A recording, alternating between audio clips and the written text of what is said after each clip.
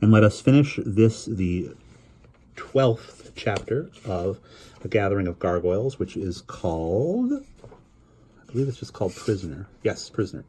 And Ariel is indeed a prisoner who would have suffocated except that Eowyn's spirit came and told her that what she had eaten was drugged, and thankfully she didn't finish it, and that there is an air source in her cell that she needs to find. Ariel blinked. Eowyn was gone, but the little cell was still light, with a dim glow. But it was white light, not yellow. Even the faint illumination made her squint. Just above her, before the cell's blocked window, fluttered a tiny creature no bigger than her hand. Its body was finger-like and soft-looking. It had no legs. 2 pairs of gauzy wings, tear-shaped, gave off a clear, cool light. Each soft wing beat intensified the glow briefly. It fluttered about the bricked window, as if searching for something. After a time, it seemed to give up on the window. Fluttered about the far corner of the cell, following the cracks. It examined the blocked chink thoroughly. Ariel tried the window and the eye space again. Neither gave. The creature had no fear of her, fluttering slowly, ceaselessly about. Then it went to the earthen wall, exploring the crevices one by one. Ariel drew near the wall. The air in that corner seemed cooler, fresher. Standing very still, she felt a slight current against her cheek. Ariel scrabbled up the eastern wall. There was a vent there somewhere. She remembered her dust shrimp suddenly. The lampwing hovered above its niche. Ariel gave a dismayed cry, catching sight of it then, and checked herself. It was not her dust shrimp she saw, but only its shell, split down the back and empty now, as though it had simply been housing some other creature that had only now gotten free. The lampwing circled Ariel's head. She saw it had many whiskers. Its eyes were set on tiny stalks. "Are you my dust shrimp?" she asked softly. The gauzy winged thing fluttered away, back to the wall. Ariel saw, just where ceiling and wall met, a crevice. It was only 2 handspans long, and half of one high, but the air flowing through it was clean. Ariel shoved at the dirt, scooping it toward her. The lampwing fluttered about the enlarging hole. Ariel dug. The lampwing flitted through. Ariel scrambled, forcing her shoulders against the give of the earth. A hard stone ceiling formed the top of the passage. Ariel wriggled. Echoes of sliding earth told her the space beyond was large. The loose soil gave unexpectedly. She found herself sliding down a soft incline. She came to rest on a cool stone floor. The lampwing fluttered in the space above. Ariel straightened, dusted the dirt from her. It took her a moment to catch her breath. Blinking, she stood up and peered around. She stood in a natural chamber of stone.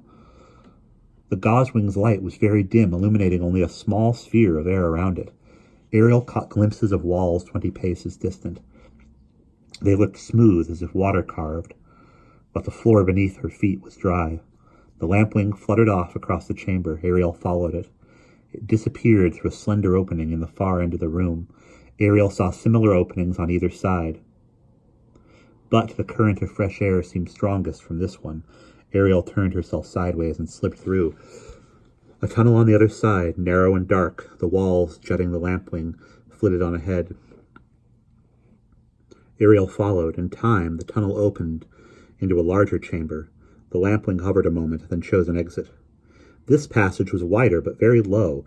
Ariel had to walk slowly, half bent. Her back grew painful, her legs cramped. The lampwing pulled farther and farther ahead of her. Ariel had to trot, bent double, to catch it again. Again the tunnel opened out, into a chamber much bigger than before. Ariel stood upright, stretching until her back cracked. She bent to rub her ankles and calves. The lampwing hovered overhead. She sank to her knees a moment to rest. She had not eaten since that last drugged crust hours ago. It must be night by now, she thought. Solstar must have long set. The lampwing began to flutter on. It seemed to fly more urgently now. Reluctantly, Ariel stumbled after it, gazing at the height of the ceiling above. She had a sense of being deep underground. They would have to climb again to reach the air. Halfway across the broad hall, she stumbled. Looking down, she saw a tiny pack, all made of pale metal. Heavy enough when she picked it up, but short, squat, as if made for a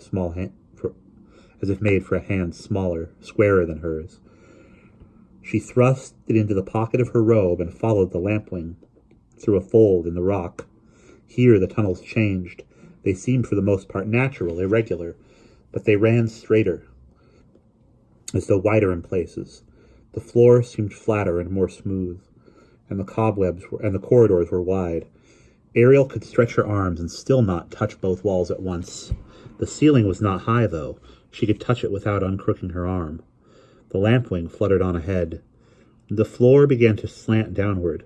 Ariel walked with one hand trailing the wall beside her. Cross passages appeared at intervals. They too ran straight, like hallways in a house or village streets. She fingered the small, heavy pick in the hem pocket of her robe and wondered what manner of people could have lived here. What had Rushka called them? The underfolk? With a start, she realized the feel of stone beneath her hand had changed. Glancing at the wall, she saw carvings running in a broad band. They were all of eels, some smooth, some scaled, rilled or gilled, and some with fins. Now and again the lampwing's light gleamed on the glass-smooth jewel, forming an eye. A band rose in arcs over the doorway as she passed. After a while, the eels turned to fishes, then dainty ledge swallows with forking tails. Later, lizards, then scarabs and crayfishes, salamanders and skinks. Tiny bats seemed to skim along the stone, their wings so delicately carved. Ariel was afraid they would tear as she touched them. They were all creatures that lived underground, as the underdwellers had done. But where were the underdwellers now? Gone away, the prince had said. Not long afterwards, the carvings upon the walls grew rougher and finally ceased. The tunnel slanted more sharply down, growing tortuous. Ariel had to slow her pace. Hunger exhausted her. Fatigue weighed her limbs. Her eyes began slipping shut as she walked. Her throat was very dry. The lampwing, unencumbered, drew ahead. The hall curved sharply right, then left again. Ariel stumbled into the narrow bent, finding herself in darkness suddenly. The lampwing's light was visible only dimly beyond the bend. Ariel heard movement ahead of her, low down in the dark. A voice, slow at first, from exhaustion, muttered, "What's that?" then harshly whispered, "A light! A light!" Another voice answered, muffled, no more than a noise in the throat. The first voice croaked, "Get up, I saw a light." "No light," the other murmured. "You were dozing a dream." There, the first voice hissed. "Around the bend. You are the one who's dozing. Get up." A surprised intake of breath, the sound of something scrabbling to its feet. Ariel was so startled, so weary, so used to moving, and the slant of the floor so steep that she did not stop. She collided with something, heard a cry of alarm. She cried out herself. Something struck at her. She grabbed at it. "What is it?" The first voice, speaking now for the first time above a whisper. "Run, Aaron! It has me by the arm! I can't get free!"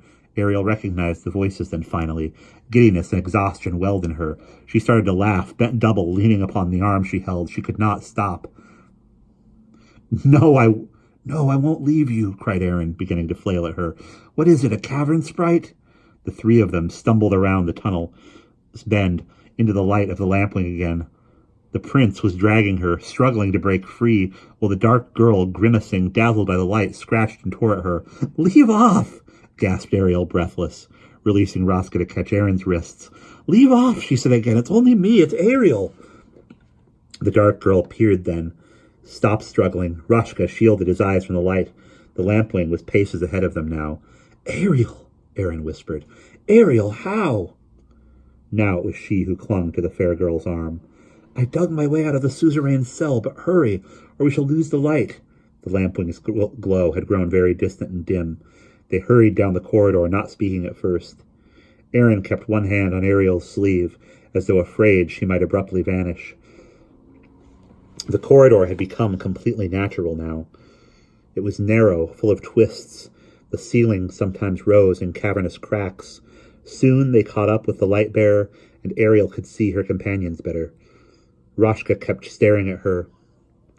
"We were trying to come to you," he stammered. "I found a tunnel once when I was young, in one of the cellars near the kitchen. I thought the passage under the aisle might lead to it, but the way kept turning, and there were so many branches.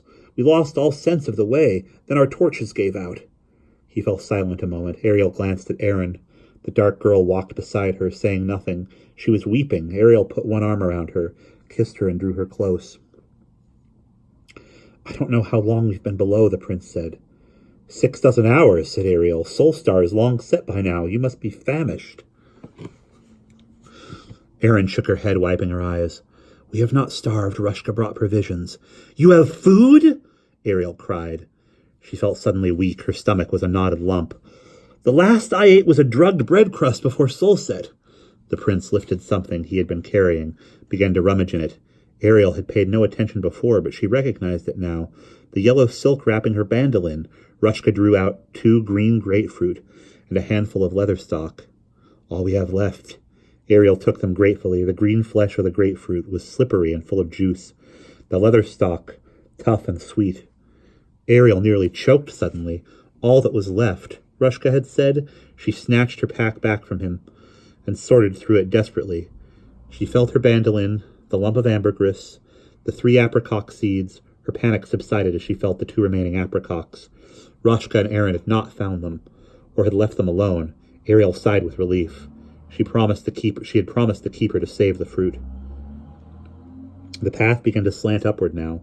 The way grew rough. They followed the lampwing through the rising corridors. The ceiling rose seemingly endlessly, lost in darkness overhead. Ariel had the feeling they were higher now than at any point since entering the caves.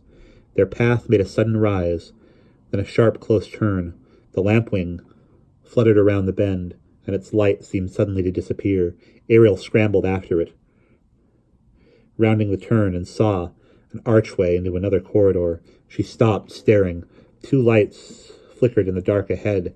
She felt a rush of cool air along her cheek, heavy with the scent of forest in the night. One light had fixed, twinkling a star. The archway was an opening.